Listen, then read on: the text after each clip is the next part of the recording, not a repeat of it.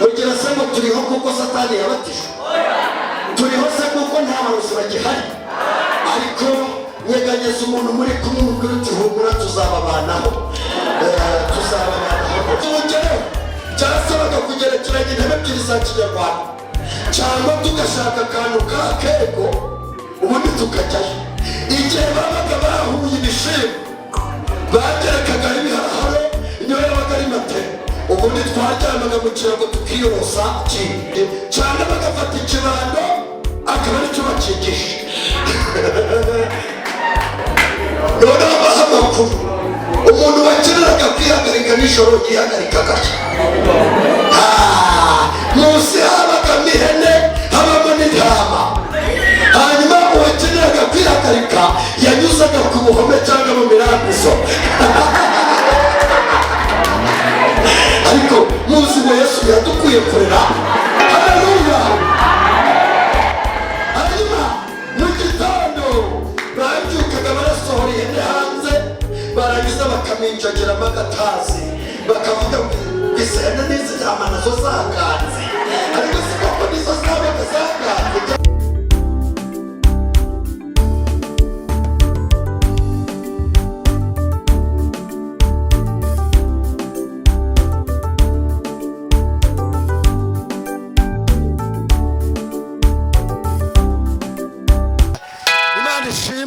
Nimushaka muyongera amashi niyo yaciye inzira.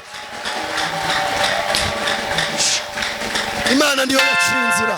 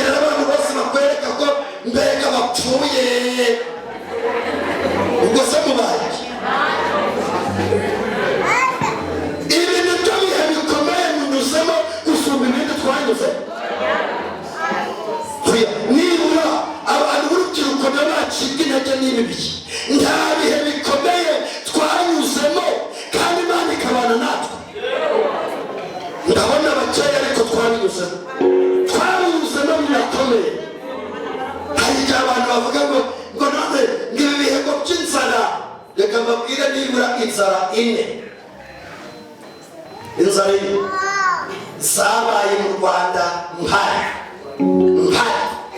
mpari umurikira bene data narashoje inzara yaraturiye ugira ngo nzara ijyanira mu nda. Inzara igukubita mu mutwe ukumva muramenagutse. Wajya kumva ukumva inzara iguciye umugongo. Wajya kumva ukumva mu mavi uvugije umunuka. Hanyuma wajya kubona ukabona isi iri kwiruka. Ukabona isi iri kwiruka kabisa. Twarashonje na nyiramusonzi iraza. Nzagaruka wenda ari mu masengesho mbabwira iby'inzara. Nzagaruka yeye twarashonje. Mbe Feresiyane menye utarashonje. Mana yanjye we twarashonje. Ikiro cy'ibirayi kiri kugura 7. Turashonze turasonza. Ikiro cy'ibirayi yarari tukajya turabaza mama tutari ko warayirabuze cyangwa ariko Imana yakinze ntawe ushobora gukinga. Niyo yakinga nta muntu washobora kugira ngo gukinga. Kababwira izo nzara. Inzara ya mbere yabaye nzi kinga mwene mama araje. Iyo mahizi mwaka muri kubesha ngo mwarashoje, muri kubesha sha. Kinga mwene mama agize gute? Mwene nyoko yarasaga ibiryo ukabikubita munsi y'ameza ubundi ukamuganiza cyangwa ukabishyira munsi y'uburiri. Kandi ni buriri ikizi kababwira uburiri twararaga. Yego ariko bantu udakabona biracitse na nyuma ya zeru urakora kabisa. Uzi uburiri bw'abakire, uwo buriri twararagaho ni uburiri ugeze nko kuri sharupati. Kugira ngo tubugereho byasabaga kugerekeranya intebe ebyiri za kinyarwanda cyangwa tugashaka akantu ka kego ubundi tukajyayo. Igihe babaga bahuye ibishimbo bagerekagaho ibiharaharo, niyo yabaga ari matera. Ubundi twaryamaga mu kirago tukiyorosa ikindi. Ni iki bakingishaga rero? Bafataga urusyo bakagwegeka ku rugi, bamara kugwegeka ku rugi cyangwa bagafata ikibando akaba aricyo bakigisha. Noneho baha amakuru umuntu wakeneraga kwihagarika nijoro yihagarika gake. Munsi habagamo ihene, habamo n'intama. Hanyuma uwakeneraga kwihagarika yanyuzaga ku buhome cyangwa mu mirambizo. Ariko muzi ngo Yesu yadukuye kurera. Haleluya. Hanyuma mu gitondo babyukaga barasohora ihene hanze, barangiza bakaminjagiramo agatazi bakavuga ngo isene n'izi ntama nazo zakanze. Ariko si koko nizo zabaga zakanze cyane. Hanyuma reka ndebe abanyarwanda bemera aho Imana yabakuye. Imana ishimwe rwose. Haleluya. Nimubona rero uru rubyiruko ruri kwitwara uko rwiboneye, ni uko rubataza amateka. Umuntu yashoboraga kurara mu kirago akanaciyorosa, imbeho yaturukaga hepfo igaturuka ruguru ikakunyukiramo. None dore kwajya ngo sinaza muri nibature, niwaza muri nibature se kuburira uraragamo bubagamo n'ibijyanye, wazajya uraza muri nibature wena nabyo bikabona uwo bica. Buriya kenshi iyo wavuga ngo wowe uryamira ufite uburiri bwiza, cyangwa n'abakire wenda baryamiraga bafite n'uburiri bwiza, none wowe akamatera kahuye n'igitanda ngo ntiwaza muri nibature. Ejo bundi Yesu aguhaye akamatera ngo ntiwabyuka mu gitondo.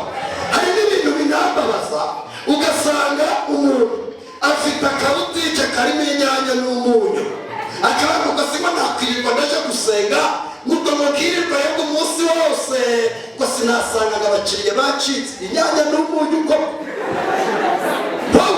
Nese ubwo niguha iduka rya miliyoni 100 uzongera guhibuka mu rusengero ra? Mwabana ba mama mwe mwaza tugaca bugufi tukibuka aho Yesu atuvanye. Hanyuma njyaraga iyo ni inzara ya mbere nabo nagasha kinga mwene mama araje. Inzara ya kabiri ni inzara bise toroko. N'umukecuru utarize yamenye iyo nzara yitwa toroko. Hari inzara ya gatatu. Indi nzara ya gatatu nayo yaduteye ikatubabaza, ni inzara yitwa warwaye cyane. Ko warwaye ntumbwire. Ariko wafashwe ute? Ahose ni umutari kuri kugucukura ariko bakakubwira ngo warwaye ute. Se ko warwaye ntutubwire.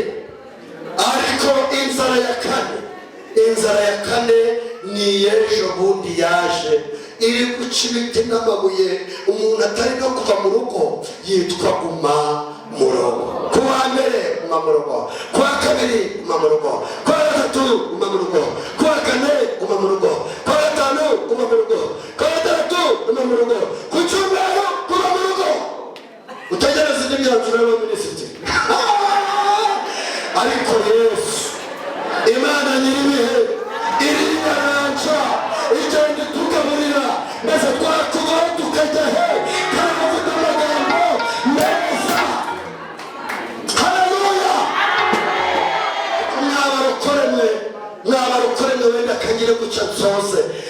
mwabarokore mwe mwagiye mubona Imana mu bihe bitandukanye.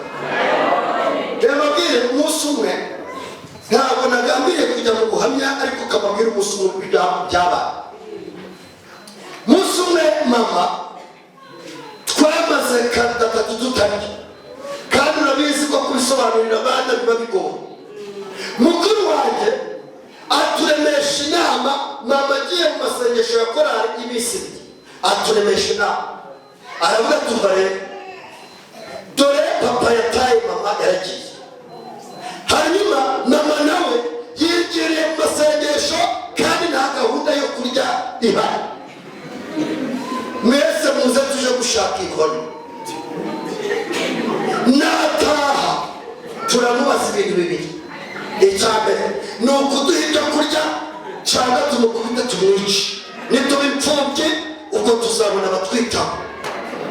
Mama nawe ari mu masengesho ngo Imana iramusanga, Imana y'abapende iravugaga iravugaga ngo Imana iramusanga aho yari wicaye, iramubwira iti yewe niyo yitabara na data we umva uko mubwiye.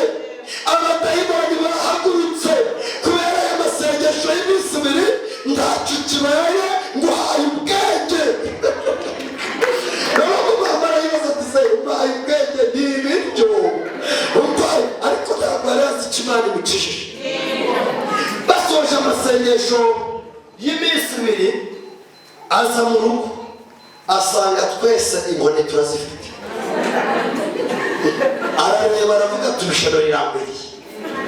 Noneho atekereza kugira ibihungu bitandatu byose byashoje. Bitandatu mbega umuntu wabyaye umuhungu aba akwiye gusenga cyane. Ibihungu bitandatu byashoje. Noneho akiri mukari twese inkoni tuzifata guca. Mama aravuga ati mwiriwe tutinya ati mwiriwe neza. Aravuga ariko mwabaye ikikoma na mwese mwankanuriye amaso n'iki cyabaye. Turavuga tuti ibintu ni bibiri, duha ibiryo cyangwa tukwice. Mama yari umuntu ushabutse aratwegera aravuga ati dore ibyo bicucu, ibyo bigoryi, ibiryo birahari, ahubwo mwaciye inkwi mwavuye gutasha mwe. Abasumiye mukuru wanjye bamuhaye urushi, abarafashe ntacyo bacinze urundi. Turavuga tuti ni iki gikajya, bati ni inkwi. Turavuga tuti ubwo ari inkwi reka tuje koze icyo kabisa. Noneho ubwo si bwa bwenge Imana yamuhaye, tugiye guca inkwi rero nawe asigara aribaza ikintu arakora tuzanye. Nuko afata ingutiya ye yarumbiye ayikubita mu safuriya, arangije kuyikubita mu safuriya agerekamo ibuye.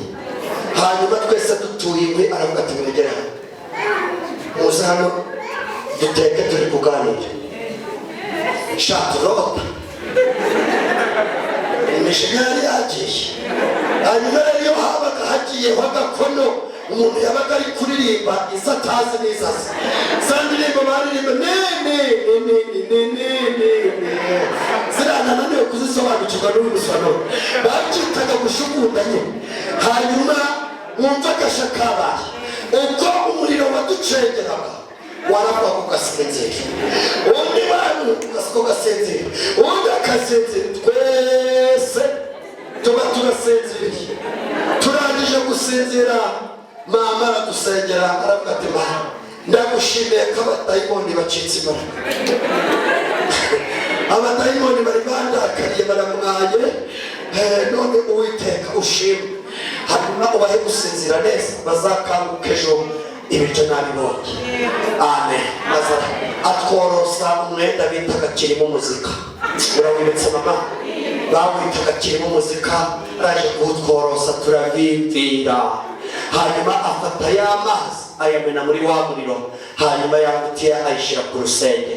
Mama mu gitondo cya kare kare saa 10:30 yegera muri niba turi twabyutse mu gitondo turi kubaza se waraye uriye tereka da, wowe se waraye uriye tereka, wowe se waraye uriye tereka, wowe se waraye uriye tureka dusanga twese twaraye tutariye ariko Mana we Imana iradukomeza iduhishira isura ndashimira Imana Yesu shimwe cyane hanyuma agarutse hari umuntu yagiye guhingira arangije kujya kumuhingira maze amuha utujumba Mana we ibijumba byubahwe amuha utujumba mu gafuka maze yatugezeho mu masabuna twese twarambaraye n'ababyeyi mwe babyaye mushobora gukunda gusenga Imana icinzira hatarinze n'ubwo rero yarabirambitse arambika ku gafuka mu mbuga ajya kwihagarika hanyuma arangije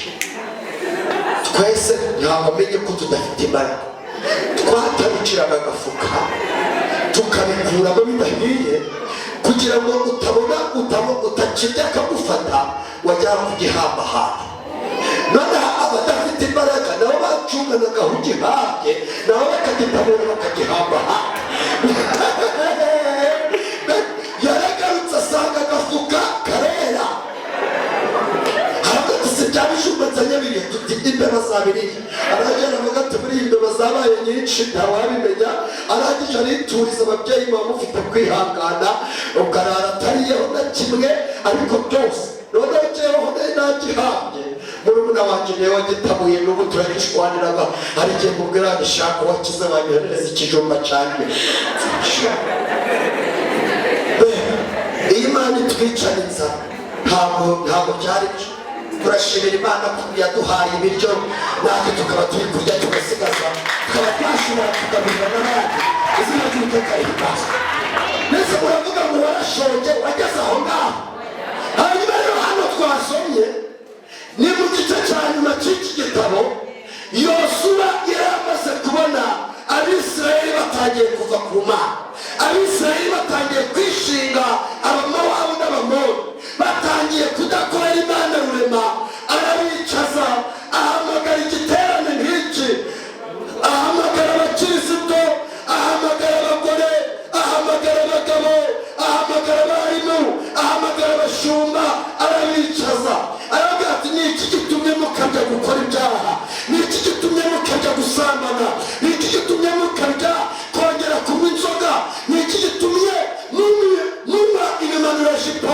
n'imikubitwa n'inkuba ni iki gitumye n'ibinini n'ubuki ni iki gitumye mutaha mu mago y'abandi mwabagabo mwe ni iki arababwira tumva rero niba mutekereza ko ari bibi gukorera Uwiteka uyu munsi mwitoranirize Imana muzakorera niba ari izo mana zo hakurya ya Rwaruzi niba ari izo mana z'Abamoni bene iki gihugu murimo aravuga ngo ariko nje n'inzu yanjye ndashoje mbese we ariko nje n'inzu yanjye tuzakorera Uwiteka maze ngo abantu baramusubiza bati kwimura Uwiteka ngo dukorere izindi mana biragatsindwa haleluya kwimura Uwiteka ngo dukorere izindi mana birakagira gute biragatsindwa baravuga ngo ariko nje n'inzu yanjye tuzakorera Uwiteka muracyafite gahunda wowe n'inzu yawe kuzakorera Uwiteka mwabarukorerwe mwarubyiruko mwe muracyafite gahunda yo gukorera Uwiteka n'ubu ni nayo mpamvu hari ibintu byinshi Imana ifite imirimo myinshi iyo gusurana iyo kuririmba iyo kubaka urusengero iyo kugura ibyuma iyo gukora ibintu bitandukanye Imana ifite imirimo myinshi wakora nayo ikabona kutarenza ikigwara hari imirimo myinshi wakora hanyuma Imana ikabona kuri umunyamumaro niba ikagera mu gitumuguri mfite abantu batatu cyangwa babiri cyangwa bane bashimisha umutima wabo wose uyu mwanzuro nongeye kuwufata nje n'inzu yacu nje na Uwamahoro Vicentia na irindi jambo ryayo Joshua na Itangineza Enoki na mushiki wabo Irahumuriza Peace kongeye kurahirira ku ruhimbi ko tuzakorera Uwiteka haleluya nta wundi muntu utugejeje aho tugeze keretse Uwiteka buriya iwacu mu gihe cyo kwera kw'ibigori cyangwa kwera kw'ibishimbo aho umuntu wasangaga ibigori bye byavunaguritse yaradushakaga akazi wacu akadukubita tutazi niyo byavunagura ngo ni twebwe twabivunnye kubera tutagiraga aho guhinga. Ariko Imana ihindura amateka, Imana ihindura ubuzima. Yaratubwira ngo bana banjye mukomeze mwubahe nzabagirira neza. Kandi Yesu yarabikoze kabisa. Nese mbabwire iki, narangije primaire nambaraga umupira wa mama ugeza ibihungu byaranteretaga bizi ngo ni umukobwa. N'umpuraga n'ibyanteretaga binyandikira udupapuro byaranyandikiraga ku mukunzi wanjye nkunda baranifuriza amahoro n'amahirwe ni wowe Kazungu. Ariko udukobwa tw'inzobe turageragezwaga Mana. Noneho reba bikantereta bizi ngo ni umukobwa bisanga tereta bisi kubera niyambariye ako gapira kameze nk'akajipo. Hanyuma kandi naringishijwe nabaga no muri korali y'urugero bose bakagira ngo ndi umukobwa. Hanyuma ku ishuri banyirukagaho bazi ngo barebe icyo nicyo narinzi kwiruka mw'abantu. Noneho ibihungu bimwe batari ko nta mukobwa ufite ziriya mbwana. Hari igihe wamugana umuntu aba afite n'imbwana ngo nawe ari kubitamo mini. Amaguru yawe ni nk'ayo umukinnyi w'umupira wahishe amagurura. Hanyuma ariko si igitangaza nabonye n'ufite ururombo yambaraga mu kwa Dawudi. Ntabwo ari igitangaza, ariko turashimira Imana idukura muri ibyo byenda bitagira 12 yarangiza ikatwambika amakositime.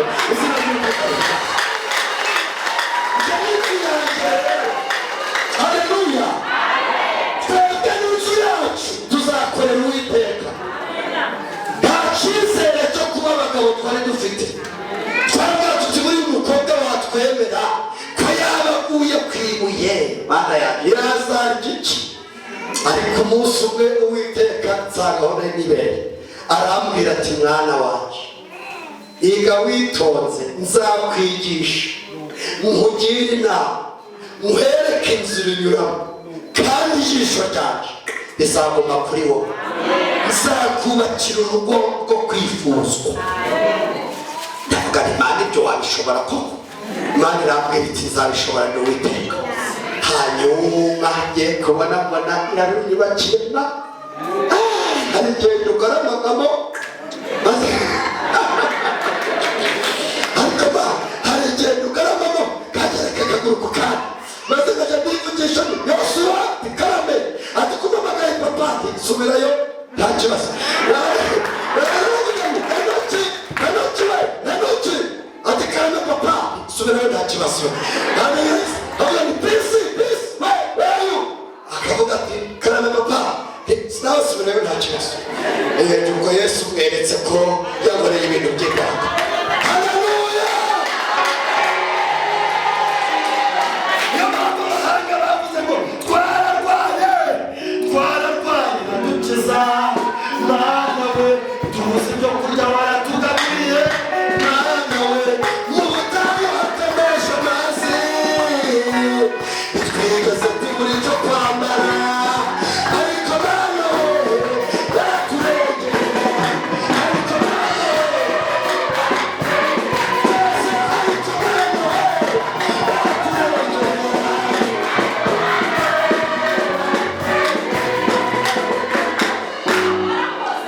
ibintu nka bitatu bituma umuntu akorera Imana atarebye ku bana.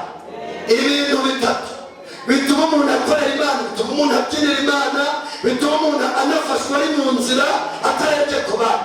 Icya mbere ni ukurabara umubare w'impfu wasimbutse. Aba bazamuye nibo basimbutse tubonyine kwa Gatatu. Yesu ashimwe cyane. Hanyuma uyu mubare w'impfu wasimbutse iyo utekereje usigara uri kuvuga uti nyamara Mana abo twabyirukanye barapfuye, abari banduta barapfuye. Hanyuma jewe kuki nkiriho kavuga uti nyamara ndiho kubera umugambi wawe. Izina ry'Uwiteka rihimbazwe. iz'impanuka, iz'imararia, iz'uburwayi ukazibara. Ufashwaga abandi batafashijwe, ugira ibihe byiza abandi batagize ibihe byiza. Icya kabiri gituma umuntu yafashwa abandi batafashijwe cyangwa agafata umwanzuro wo gukizwa abandi batafashe umwanzuro wo gukizwa, ni ukuzirikana ibintu Imana yakoze mu buzima bwawe. Kuzirikana ibintu Imana yakoze mu buzima bwawe, ukaba uretse kuzirikana ibyo itari yakora, nyamara ukayibwira ngo ugejeje ukora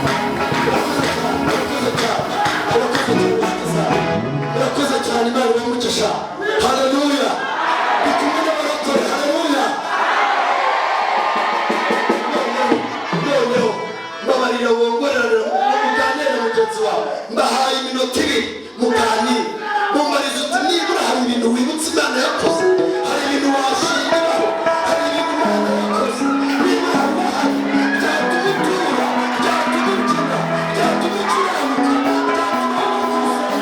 byatuma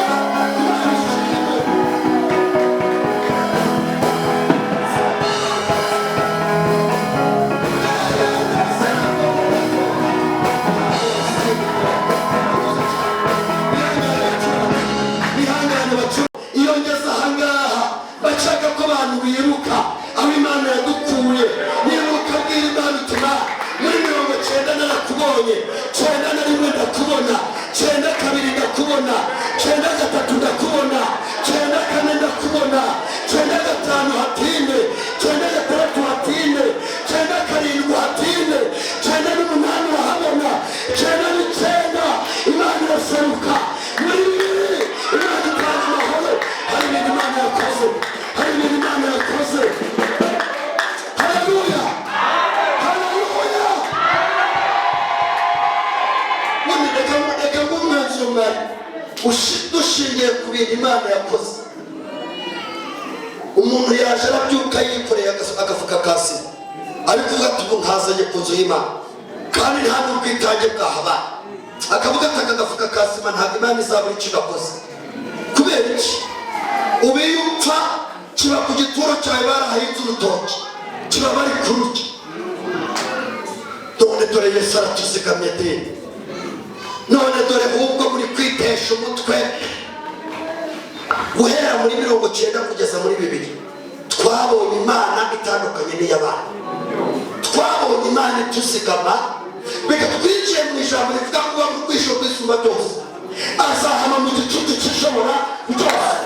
Nusoma Zaburi 124 hari ijambo rivuga ngo yaba Uwiteka atari uri mu ruhande rwacu, ariko Abisirayeli bavuga none yaba Uwiteka atari uri mu ruhande rwacu, ubwabisha baduhagurukiraga kirabatumize ariko Imana ishimwe kuko ikibuga cyacitse natwe tukavamo turi bazima.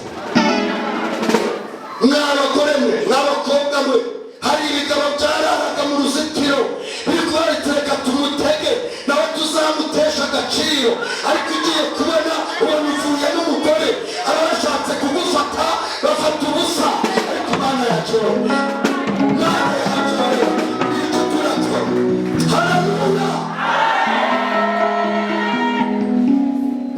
dushimira Imana, nimubona turi kwishima, nimubona turi kwivuga neza, tuba tuzirikanye ibintu Imana yakoze. Icya gatatu ni ikintu kivuga kwibuka iminsi ya kera. Dawudi yaravuze ngo nibutse iminsi ya kera ndamburira Uwiteka amaboko. Amaboko yawe ntaganime umaze kwibuka iminsi ya kera. Aho umuntu Imana imbabarire ngo nariye icacu wungutse ngahe hirya nawe ni ubusa wariye. Hari icacu cya miliyoni wariye ntacyo rwose uzazira gusa. Niyo mpamvu mukwiye kuba maso, itureba tutareba tukayubaha. Haleluya! Ninde utugize abagabo? Ni Uwiteka. Ninde utumye duheka? Ni Uwiteka. Ninde uduhajije uburame? Ni Uwiteka. Ninde utumye twambara? Ni Uwiteka. Ninde utugize mwarimu? Ni Uwiteka. Ninde utugize ururiwe? Ni Uwiteka. Biragatsindwa kwimura Uwiteka ngo dukorere Imana. Niyo mpamvu ukora urugendo igitondo n'ikigoroba, ni ukubuzirikana uti yo mfa Imana yarahamagaye abantu. Nta muntu nje wantesha umutwe. Niyo iri toro ryazamo intambara igihumbi, Kazungu nzafata nkomeze. Jewe ubu nava mwakwende nkaja muri hedini. Ninde wazamu kwisanzura ariko mubaroko uba peni umbwira ngo nicare inyuma umwuka nzawuzurirayo. Uvuga uti mwarimu Kazungu sohoka hanze, nzasohoka hanze. Imana ishimwe ko mwaguze za mikoro, nzaja ndabyumvira hanze. Nindangiza nuzurizwe uzansanga wese mu mbuzi wapfa. Niyo mpamvu bavuga bati imuguri bakaba bazi ngo barakunanije ukajayo ukabuti kajeyo. Hanyuma Imana ishimwe dufite ibintu tuzirikana. Kababwira kansoreze ku bintu bitatu bigaragaza kuri mu mugambi w'Imana. Mwe muretse gufashwa mbibabwiye, nimuze murafashwa mugeze wayo. Icya mbere kigaragaza kuri mu mugambi w'Imana, icya mbere uhura n'intambara nyinshi. Zingahe? Izo ntambara ukaziva mutaguye, ukavana n'ubutsinzi. Izina ry'Uwiteka rihimbazwe. Icya kabiri ni ugusimbuka impfu nyinshi. Icya gatatu abaguhagurukiye bose Uwiteka arabahuha, nawe ukabashaka ukababona. Ukabona ibitero birahagurutse, ukabona batonze umurongo bamanutse umusozi. Uwiteka akakubwira ati mwana wacu ihumurire, imigambi yabo ntizahama, nta nubwo izasohoka. Uwiteka rihimbazwe. Ashimwe cyane. Wajya kubona ukabona arakubwiye ngo nzajya nica imigambi y'icakura kugira ngo udasohoza ikibi. Mugira se ngo turiho kuko Satani yabatijwe? Turiho se kuko nta barozi bagihari? Ariko nyeganyeza umuntu muri kumwe umubwira uti humura tuzababanaho. Niba mugize gahunda yo gukorera Uwiteka mwihangane muhaguruke. Hanyuma na Feliciyane asengera ibyifuzo byacu twese. Uku kwezi kwa karindwi tugiye gusabamo ibintu bikomeye. Ibyo tutasaba abantu, tugiye gusaba amafaranga, dusaba ibiryo, dusaba amazu, nta mategeko abihari. Karibu no gusenga. Yesu Bwana Data wa twese. Hallelujah.